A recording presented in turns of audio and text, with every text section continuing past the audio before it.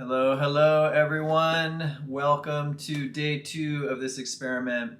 Yesterday, I ideated and launched ReFound rather, and it was very exciting. It is very exciting. I was surprised to see how much passion I had for this particular topic. And this morning, I was using one of my tools, one of my personal creative recovery tools, my morning pages, which is a Julia Cameron concept. I started the Artist's Way about a year and a half to 2 years into my own entrepreneurial recovery, and this book is amazing. I think a lot of what I'm going to share here was in some way inspired by, if not directly related to, Julia Cameron and her amazing work helping artists recover. I think that this book is the reason why I'm here in this art studio, why I said no to a lot of the opportunities and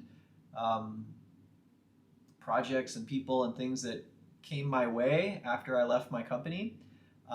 This helped me reframe who I am and who I care about and what I care about, and a lot of that energy has been funneled into my own pursuits, and that's why I'm here in the studio, painting these giant paintings and living this life. So, morning pages as a tool, what are they? Let's start there. It is basically, I don't like any of this. Does it matter? Okay, so here's a big moment. So my past self would want to get this right, would want to nail it. I could do take after take on my YouTube channel. I would regularly record 20, sometimes 30-minute long videos, and then I'd get to a part and I'd be like, oh, this doesn't feel right. I want to stop. And so my impulse right there was to stop, to re-record the whole intro. And before I know it, I'd be on take 4. I'd forgotten everything I'd said, and it can lead to this kind of analysis paralysis. So I'm just going to keep going. That's kind of the core, I think, of what I've experienced, what I've come to refocus my mind on is not getting it perfect, is not having the best, shiniest offer or presentation of myself, but to really be here in this moment, raw. And I can admit that I have 4 years of story that on some level is bubbling up that I want to share. I want to share these tools that I've used. I want to share the stories of the people that I've worked with that have been these big turning points for me. And there's no way I'm going to get it right. I think the best I can do is just show up and talk and discover and noodle through these things, but in a way that is moving, is here, present, and moving forward.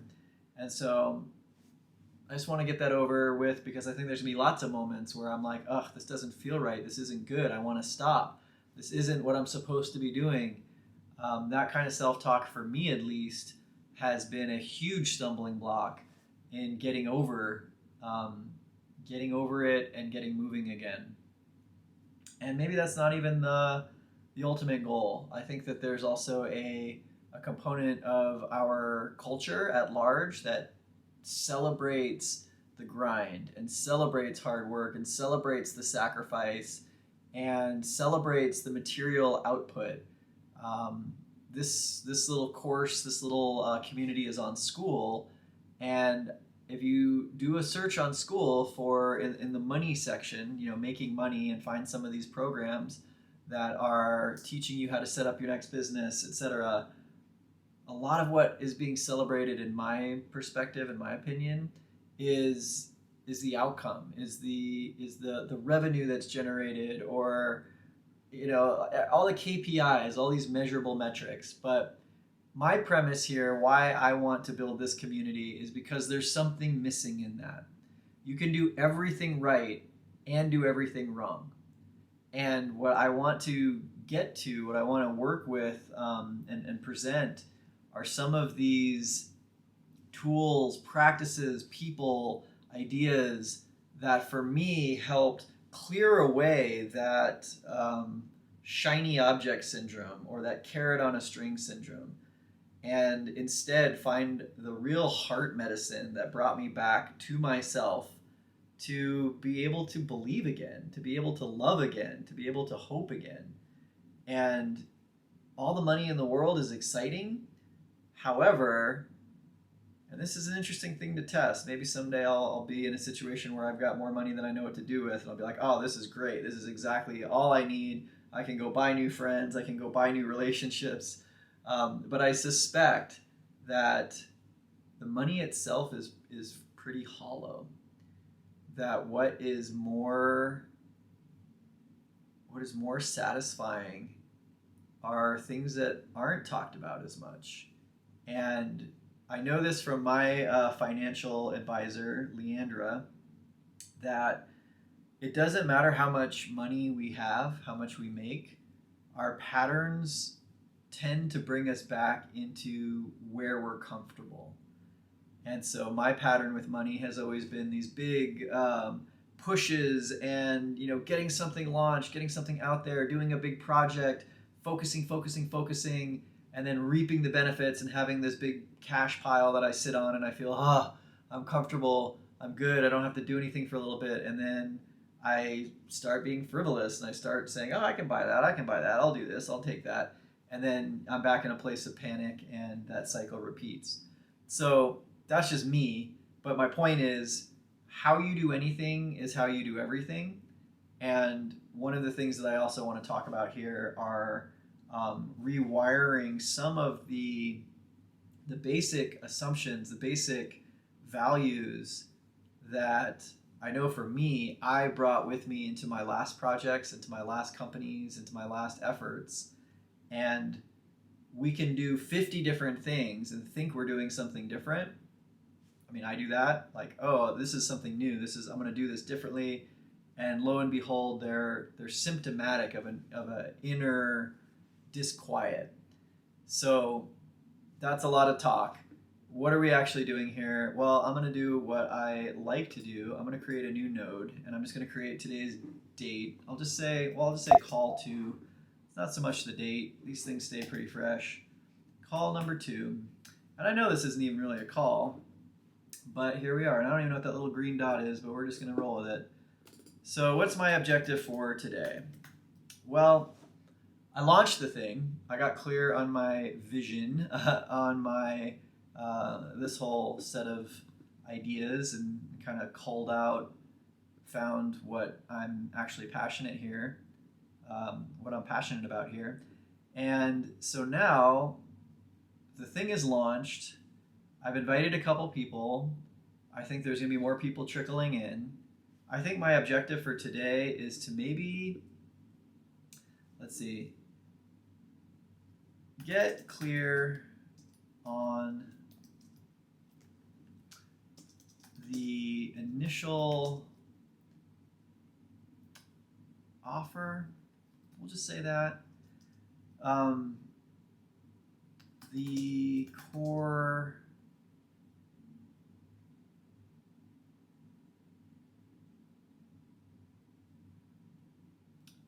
conversation. Because the other way that I look at this is there's some specific people that I have in mind, people that I've already invited, people that I've worked with in the past, people in my network who I know a little bit about their story. And what I'm trying to find is the commonality, because I have my story. I have my story of both my work and my founding company, passion. And I've also got the story of the blow up, the aftermath, the complete personal hell that I was in, and the serendipitous unfolding of the people and the tools and the resources that aided me in my recovery. And it's still ongoing. I think this is part of it too. It's just like being in conversation, being willing to talk. So what I also want to get clear here as an objective is maybe, what are the biggest tools, moments, takeaways from my own story. And let's just start there. Sometimes I like overdo it with the objectives, and it's like 50 things, and then only a few of those things can get done. Let's start there. Okay, so the clear offer. You know, I was doing my morning pages this morning, like I started to say, and the thing that kept coming up is there's this story component,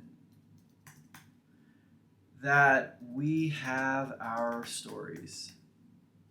And these stories are our entire life. It's not just our business. It's not just the projects and things we've done. All of those, again, are symptomatic of this inner ember, this inner spark that we live out of and with and for.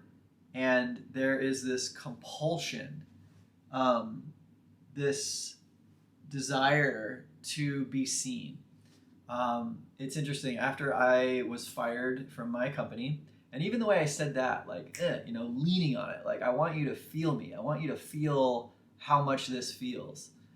After I left my company, I was in a place where the story was happening. It was present, and when I would talk about it, it was with this animosity, this editorial slant, this kind of one-sided view that didn't see the big picture. I was communicating from my feelings, trying to impart to other people the mirror that I wanted, rather than being steeped in the full perspective. The full perspective can be really hard to get to.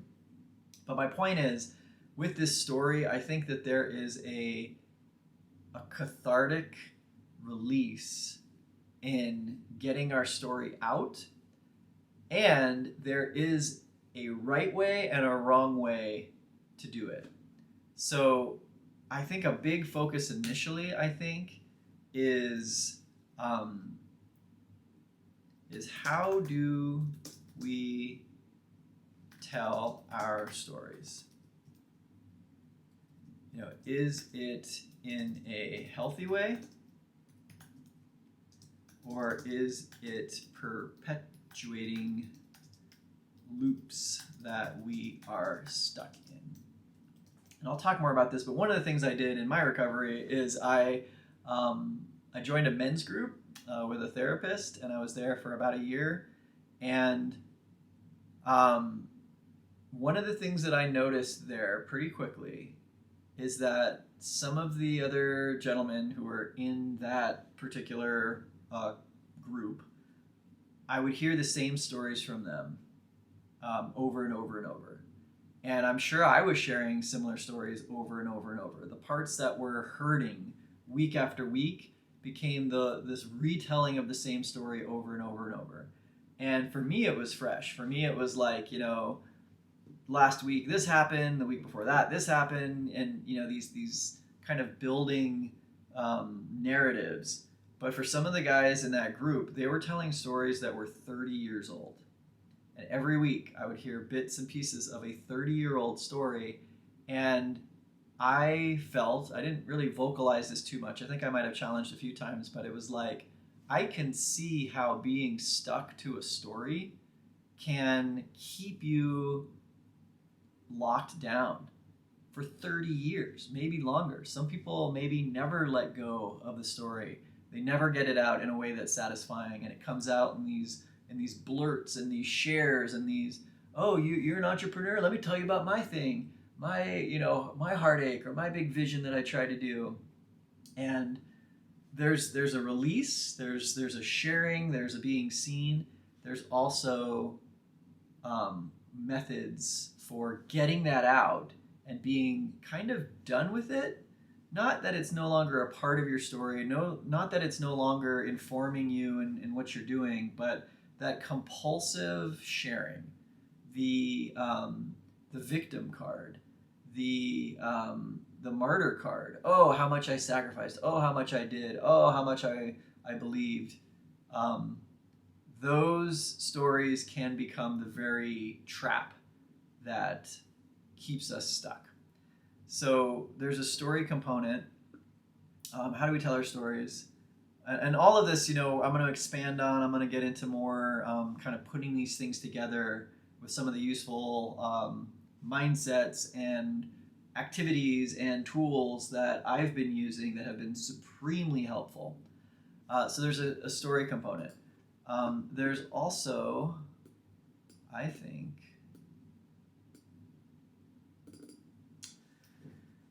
an emotional component.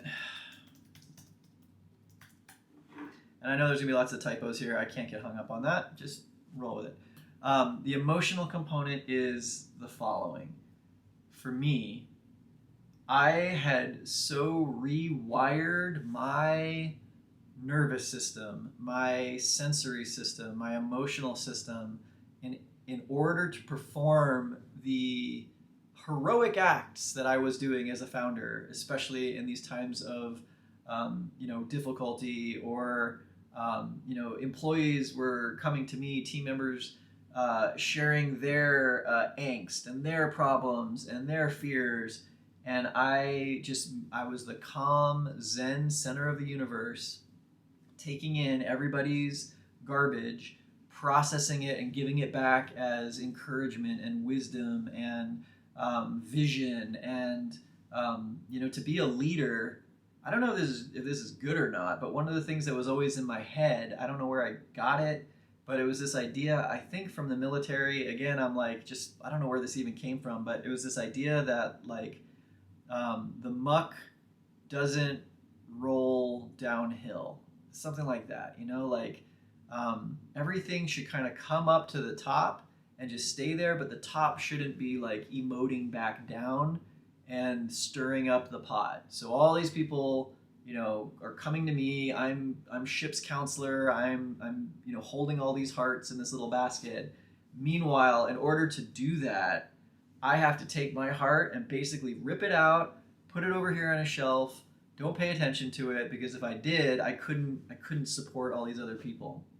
And so one of the things that happened in my recovery was accessing the ability to feel my own feelings again. Feeling, like deep, unapologetic feeling. Being able and willing to go there. Capital there. Like, what is it that is so difficult? What is it that's so painful or hopeful or sad or tender? A lot of us, I think, that end up being entrepreneurs are already exceptional humans, and we have the ability to create. And so our feelings of discomfort can often be the very things that we're running from, and we dive into these projects. This is me. I dive into this, I dive into that, all of this, so I don't have to feel this big feeling. And being able to just be with the feelings, to feel them, to move the tears, move the energy, is tremendous. It's like probably the most important aspect, and it's hard. It's really hard. I've done therapy, like talk therapy. That's hard for me because I'm so sober and logical, and I just, I'm a performer. I know exactly what to say to make this person that I'm talking to impressed by me or interested. Like, it's this whole game of chess that I just play so well. Sometimes I worry about it. Like, am I just manipulating everybody? Like, am I even, do I even know who I am? I can't access my feelings in those environments of like a talk therapy situation. But I have accessed my feelings deeper in a couple other avenues. I'll talk about those, but that's a huge one. Being able and willing to go there, allowing ourselves to feel the biggest, scariest. I'm just writing the same thing in a different way. Biggest, scariest, most unsettling feelings. Okay, I'm doing this really high level because I think all of this stuff I'm going to come back and I'm going to remind for for more gold here. Emotional. Come on. So the other part that was really important to me was I don't quite know how to say this, but it's like, I'll just say habits.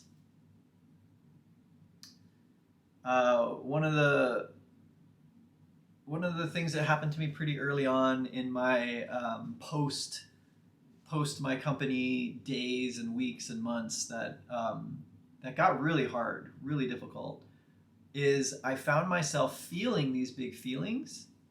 And at the time, I wasn't really ready to access them. They just made me feel bad. They made me collapse. They made me angry. They made me confused or stuck. But what happened was I became aware of atomic habits. And this is funny. I don't know if you're the same way, but like, I don't need to read a book to get the gist of something. So I think I like heard a little snippet on YouTube or something about atomic habits. It was like an explainer.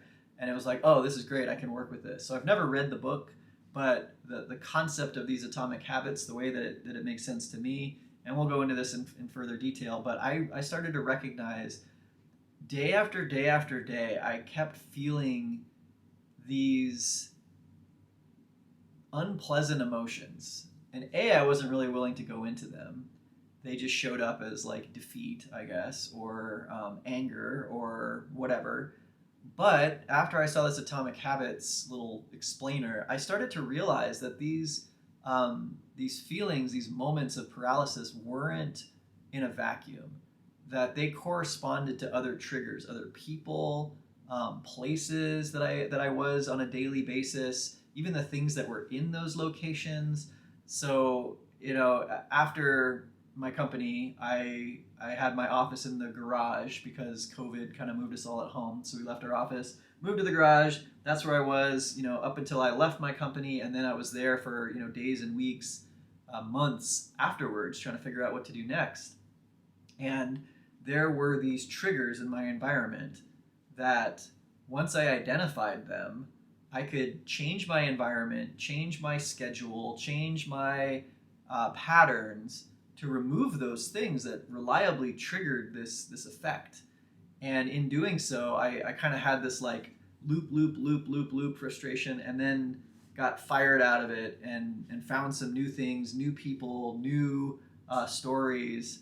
And so we'll talk more about, I'll just say, because, give credit where credit's due, Atomic Habits as a concept. Let's see here. And here's a funny little example when it comes to like habits. What I'm noticing is this mind node that I'm using, these colors are the brand colors of my last company because I use this every single day at Community Funded, and these were some of our brand colors. And so this is just like a small like molecule of this, but in the days and weeks that came after leaving that company, I was still mind noding, but even being in that mind node space in the brand colors, like those types of things actually had some sort of an effect on me. And I think I did at one point actually change the colors of my mind node. This is still just sort of like my favorite, and I'm over it, so it's okay. But like even then, like using the same tools that were even branded, it has an effect. So the other part, I took some notes here. I'm going to just say tools.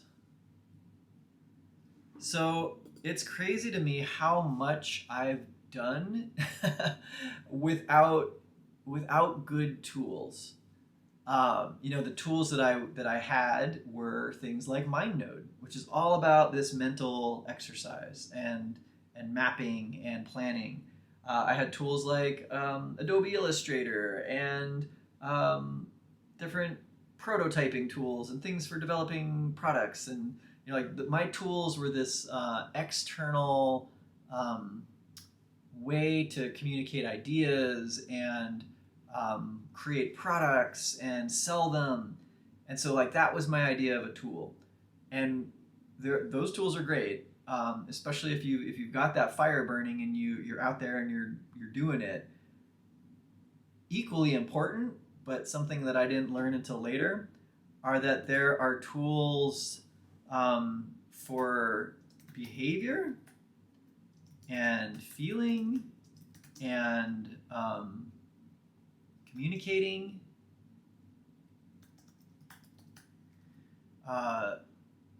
for processing story and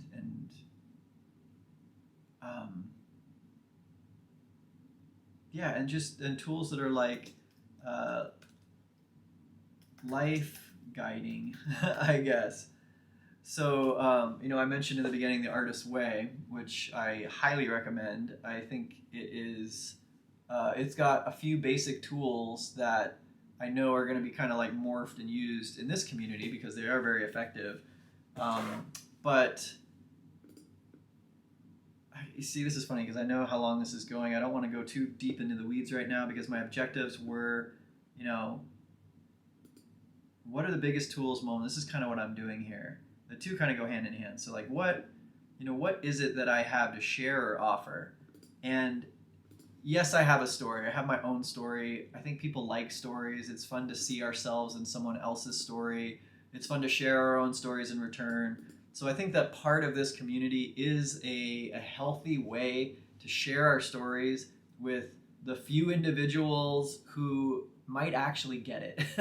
I mean, that's the other thing that's really funny is that there are so few people that I can really talk to deeply about my experience because so few people have had anything close to my experience. But I think in this community, it's bringing together a lot of those people that would probably have like, oh my gosh, let me tell you about my first company, my second company. Let me tell you about, what happened with my founders when we had to buy someone out. Let me tell you about our board of directors when they blah, blah, blah. The normal person just out on the street doesn't really have that experience. They work for someone else. They don't know what it's like to generate something and to build it and to launch it and have that whole feedback cycle. So the story component, I think that's going to be a big part of this. Just like how can we share our stories and how can we do it effectively? And I have some tools and things that I've done that have been really unlocking and shifting of like getting out of those loops and moving forward. Writing the next chapter. The emotional component is huge. Like having the language, the patience to invite in to actually I called this emotional alchemy for a little bit, like to tune in to where those feelings are in the body and let them come up, and don't push them back down, but let them come up. And to do that in a way that is safe and can really let that energy move. Not just like, tap it down with logic, like hold it down. The whole stoic thing, I'm really skeptical of because what I feel stoicism is in this culture is it's like this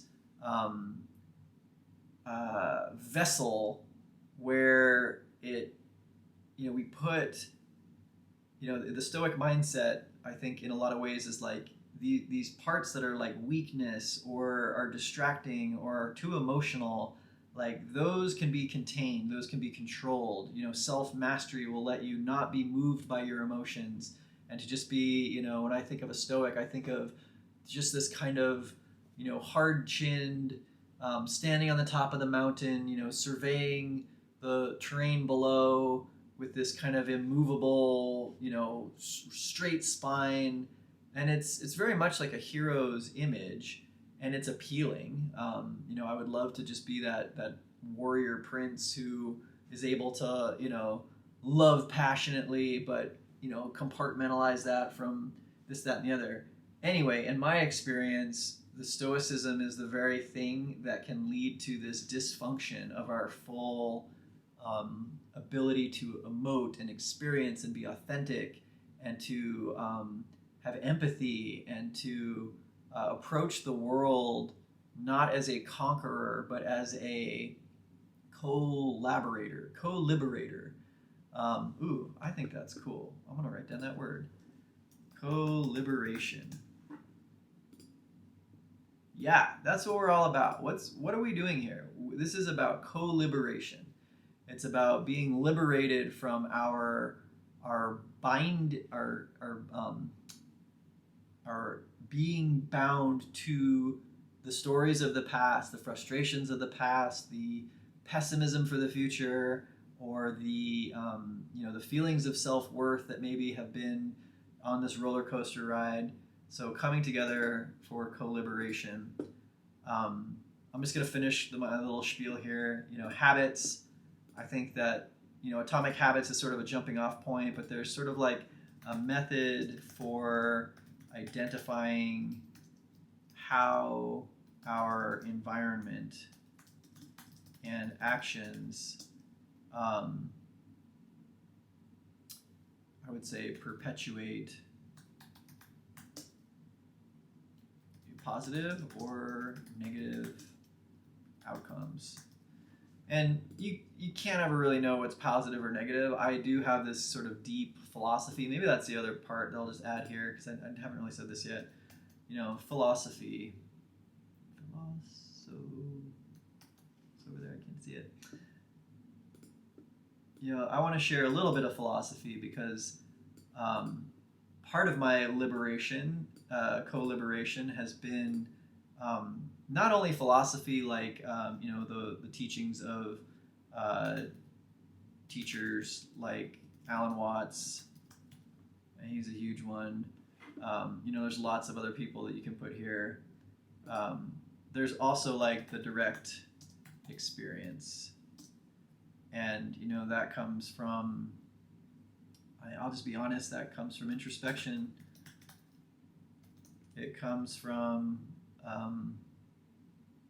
doing the hard things. For me, a lot of it has come from psychedelics, meditation, etc., etc. So, yeah. This is great. This is what I wanted to get to. I think these are sort of like the core pillars. Tools kind of exist within each one of these, but just as a prong on this tree, I think it makes sense. So what I'm going to do is I'm going to wrap up the video. I'm going to do my next little post for the day. I'm just going to share, these as the core pillars, the core offering, co-liberation. That is what I think that we'll be up to here. So if you watched this, I would love comments, any kind of feedback. How can this really be share what tools have you come across, what teachers in philosophy. Someone, I think, Graham was mentioning, I think Michael Singer, I think the surrender experiment. So there's there's going to be lots that we kind of share and cultivate. I'm by no means saying that I have all of the pieces. I'm finding new stuff every day that is like medicine. So this is a chance to like share the tools, share the medicine. There could be a whole section just for like tools, Pomodoro timers for managing and getting things done. Medication. I just started Ritalin, and it's kind of changing my life, and we can talk about that. So, okay, I'm gonna leave it there. Thanks for tuning in. Let me know what you think, and I'll talk at y'all later. Press that button.